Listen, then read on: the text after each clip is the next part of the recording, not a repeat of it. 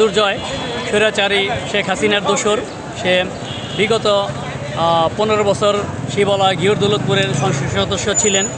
সে একজন কুখ্যাত সন্ত্রাসী বাহিনী পালত, তার দ্বারা নিয়ন্ত্রিত হতো শিবালয়ে ভূমিদস্যু, তারপর বালিখোকো, তারপর এই বিভিন্ন চাঁদাবাজি, সন্ত্রাসী, সরকারি টাকা লুটপাট, এগুলো তার বাহিনী করে বেড়াতো এবং সেগুলা তার নেতৃত্বেই হতো।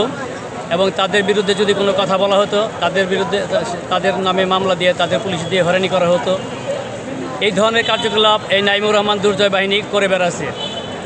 এখন সেই দুর্জয়কে গ্রেপ্তার করা হয়েছে। আমি সেই দুর্জয়ের সর্বোচ্চ শাস্তি ফাঁসি দাবি করতেছি শিবালয়বাসীর পক্ষ থেকে।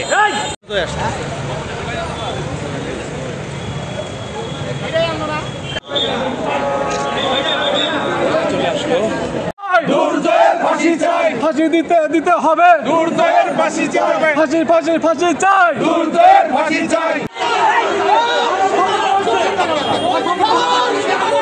নাইমুর রহমান দুর্জয়, তার ফ্যামিলির, তার চাচা সূর্য মিয়া, তার অনুগত কিছু লেজুর চাটা লোকজন ছিল, ইউনিয়নবাসীকে জিম্মি করে তারা বিভিন্ন রকম ঘুষ বাণিজ্য চালিয়ে আসছে।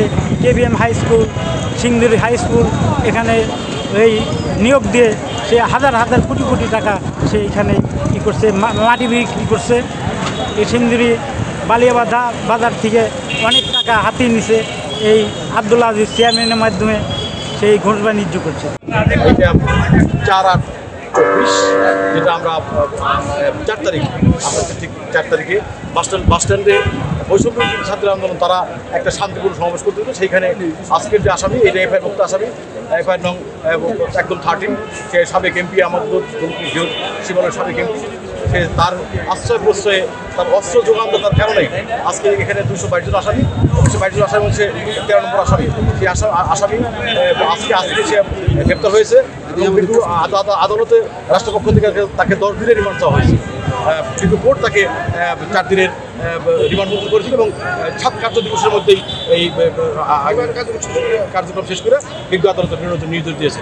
সেখানে আজকে আসামি, বিশেষ করে আজকে ওই 4 তারিখে যে শান্তিপূর্ণ ছাত্রদের মধ্যে আন্দোলনে যে গুলি করেছে, এই গুলির সমস্ত অস্ত্র যোগানদাতা ছিল আজকের আসামি নাইমুর রহমান দুর্জয়। শুধু তাই না, ওনার অতীতে অনেক কিছু আছে। বিশেষ করে দৌলতপুর গৃহ শিবালয়ের যে বালুমহলে তার অনেক বড় কেলেঙ্কারি।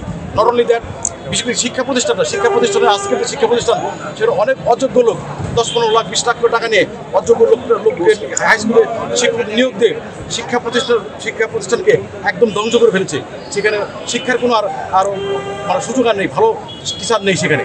নট অনলি দ্যাট, আপনারা জানেন অনেক পত্রিকা আসছে যে সে ক্রিকেট বোর্ডের সেখানে পরিচালক পদে দুবার জোর করে সেখানে পরিচালক পদ নিয়ে ক্যাসিনো সম্রাট হিসেবে সে পরিচিত। কাজেই আমরা রাষ্ট্রপক্ষ থেকে আমরা যথেষ্ট বিরোধিতা করেছি এবং রাষ্ট্রের কথা বিবেচনা করে, রাষ্ট্রের স্বার্থ বিবেচনা করে বিজ্ঞ আদালত তাকে 4 দিনের রিমান্ড মঞ্জুর করেছে। আশা করি আমরা খুব দ্রুত ন্যায় বিচার পাবলিক আমাদের দেশের জনগণ জানতে পারবো।